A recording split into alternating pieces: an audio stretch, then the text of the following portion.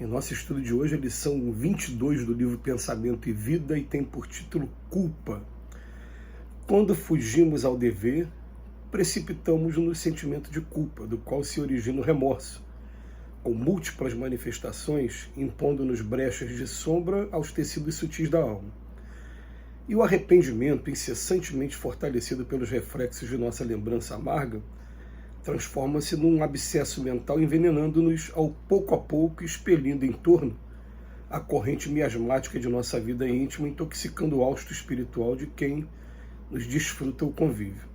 A feição do ímã, que possui campo magnético específico, toda criatura traz consigo o halo ou aura de forças criativas ou destrutivas que lhe marca a índole no feixe dos raios invisíveis que arroja de si mesmo.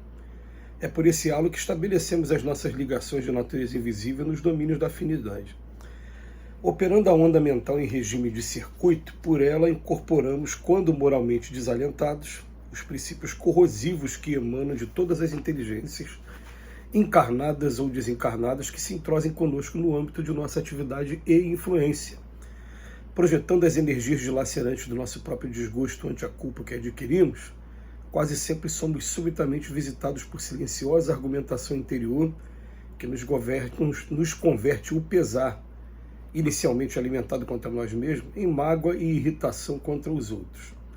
É que os reflexos de nossa defecção, a torvelinharem junto de nós, assimilam de imediato as indisposições alheias, carreando para a acústica de nossa alma todas as mensagens inarticuladas de revolta e desânimo, angústia e desespero que vagueiam na atmosfera psíquica em que respiramos, metamorfoseando-nos em autênticos rebelados sociais, famintos de insulamento ou de escândalo, nos quais possamos dar pasto à imaginação virulada pelas mórbidas sensações de nossas próprias culpas.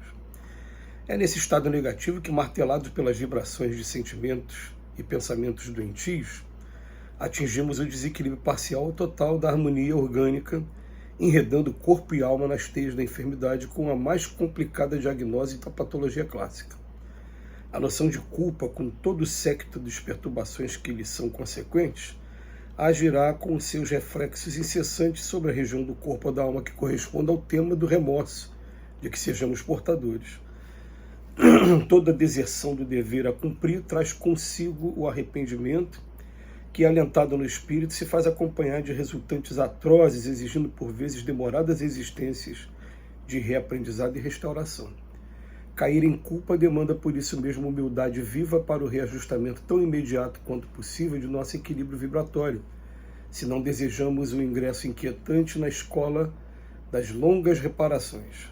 É por essa razão que Jesus, não apenas como mestre divino, mas também como sábio médico, nos aconselhou a reconciliação com os nossos adversários, enquanto nos achamos com eles a caminho, ensinando-nos a encontrar a verdadeira felicidade sob o alicerce do amor puro e do perdão sem limites.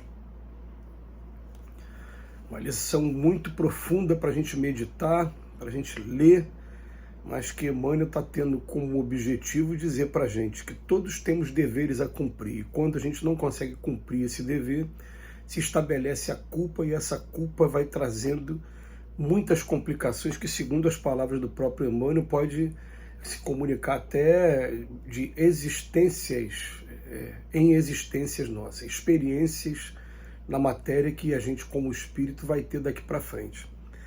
A gente procura estar sempre fazendo a nossa prece quando acorda e a nossa prece quando dorme, e interrogando a nossa consciência qual é o dever que eu tenho. E quando a gente interroga com sinceridade, a gente vai receber aqui, através da intuição desses amigos, quais são os deveres, e deveres que têm uma certa ordem de prioridade em relação uns aos outros. Tem deveres que são menores, tem deveres que são maiores. Mas a verdade é que a gente precisa inicialmente estabelecer essa sintonia através da prece com o nosso anjo da guarda, com esses espíritos amigos, familiares que estão do nosso lado, para que eles nos mostrem aonde está o nosso dever.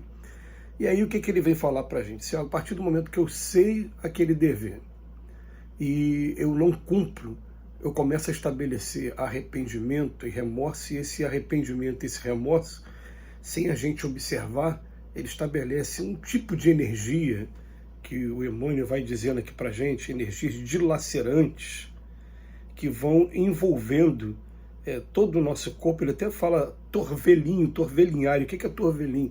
Torvelinho é quando a gente pega aquele monte de linha embolada, aquele torvelinho. Quer dizer, essas energias começam a envolver a cada um de nós e vem falando, acarreando para a acústica de nossa alma todas as mensagens inarticuladas de revolta, de desânimo. Todos nós aqui em mundo de expiações e provas já fatalmente passamos por uma experiência como essa. E aí o que vem para a gente num primeiro momento? Vem para mim, por exemplo, eu vou dar um exemplo pessoal que quando a gente fala da gente mesmo, as nossas palavras acabam tendo mais força. Eu fico às vezes me lamentando de ter deixado de me dedicar mais a uma pessoa querida que desencarnou, que é a minha mãe, mas todas as vezes que eu faço prece por ela, eu falo com ela assim, né? Falo, olha, eu espero daqui para frente me tornar cada vez mais um ser humano melhor, para quando tiver uma outra oportunidade, eu tenho certeza que Deus dá essa oportunidade para a gente, pode tardar, mas dá a oportunidade para a gente, eu poder agora cumprir da melhor maneira, mas infelizmente nesse momento era o que eu podia fazer, era o que eu tivesse que voltar atrás, acabaria sendo mais ou menos a mesma coisa que eu teria para fazer de doação de mim mesmo. E é muito importante a gente também não ficar estabelecendo processos de culpa, quando na verdade a nossa consciência pode ficar tranquila, porque com relação à desencarnação da minha mãe, eu precisei de mensagens espirituais que vieram até mim falando, meu filho, mas fica tranquilo, a tua parte você fez sim. Tem coisa que a gente tem que aprender a respeitar o livre-arbítrio das pessoas, mas você procurou ajudar dessa maneira, você procurou fazer dessa maneira, e na verdade você também tem os seus deveres principais. Não que o dever com a minha mãe não seja principal, mas a partir do momento que a gente constitui família, o nosso dever mais imediato acaba sendo com a esposa, com o marido, ou com os filhos que estão vindo, os rebentos, enfim, e com a nossa atividade profissional, com toda essa parte também. Então, o que acontece? A gente tem que tomar muito cuidado apenas para que a culpa ela não atinja de maneira desproporcional, né, e seja provocada por nós mesmos, porque a gente conhece processos de auto-obsessão, e é isso mesmo o nome, auto-obsessão. A culpa faz isso tudo com a gente. Então, você ficar se colocando em processos de culpa, e quando você tem razão, tudo bem, eu falhei. Mas às vezes eu nem falhei e estou me martirizando.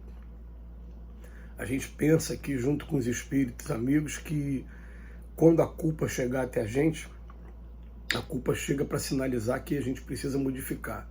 Ela não pode ser paralisante, ela tem que ser ativa. Então vai bater o arrependimento, vai bater o remorso, mas ao mesmo tempo tem que bater aquela vontade de virar para os nossos guias e falar, e aí? O que eu faço para amenizar? Como é que eu faço para amenizar e para reparar isso aí? Mesmo que não dê para reparar agora, para reparar daqui a pouco, mas como é que eu faço para começar a me preparar para isso? Eu não posso deixar a culpa tomar conta de mim, a ponto de esse simples sentimento criar esse torvelinho de energias que vão atraindo todas essas situações para a gente, e que inclusive o Emmanuel ele fala aqui num parágrafo, que esse torvelinho de vibrações, de sentimentos e pensamentos doentios, eles vão causar o desequilíbrio parcial ou total da harmonia orgânica. Eles vão aqui, atacar também o nosso corpo na teia da enfermidade. E ele fala que com a mais complicada diagnose da patologia clássica, porque para a gente descobrir a causa, a diagnose disso, a origem disso, fala, poxa, como é que pode? A pessoa está tomando remédio e não melhora, fez esse tratamento e não melhora, fez esse tratamento. A origem está toda num processo de culpa que está sendo alimentada cada vez mais dentro da gente. Então, a gente deixar com que a natureza já haja quando a gente não cumpre os nossos deveres já é uma coisa. Agora, a gente provocar ainda, a gente está trazendo muitas complicações. Vamos aprender também a exercitar o auto-perdão, mas junto com o auto-perdão, vontade de mudar, vontade de reparar, vontade de agir. Deus ajuda aqueles que agem. e não os que se limitam a murmurar algumas palavras através da prece. Pergunta 479 do Livro dos Espíritos. Que Jesus nos abençoe hoje e sempre.